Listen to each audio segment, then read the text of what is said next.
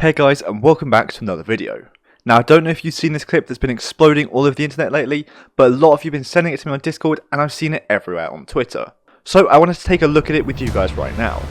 Now if you haven't seen this before, you might actually think that this is real life footage, maybe from a police body cam or something like that, but it's actually from a game that is currently being developed in Unreal Engine 5, and that's why I wanted to show it to you guys. This is what is possible with the engine you are learning. Now currently there is very little information about this project out there other than a Steam page and a few pretty inactive social media pages. But from what I've seen, it's being developed by a French developer called Alexandre, and he is a technical artist at a studio called Drama, but that is the only information that we've got so far.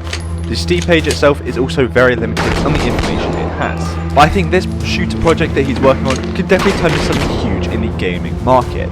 As you can see, this is arguably one of the best looking games out there that we've seen. It is photorealistic, the lighting is amazing, the animations and the graphics, all of it is absolutely fantastic. And this is already going viral really fast.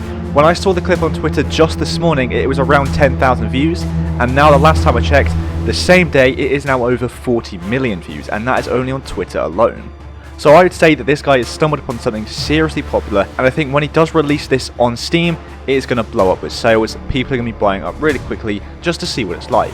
But I don't know what the system specs are going to be that you need to play this on, as again, they haven't announced that yet, but I am very interested to see what those are. So I'll keep you updated as more information is released about this game, and hopefully we'll see a lot more information coming out about this pretty soon. But besides that, if you want to keep up to date with projects like this, or want to learn about Unreal Engine 5's capabilities, make sure you subscribe and turn on the notification bells, and I'll see you guys in the next video.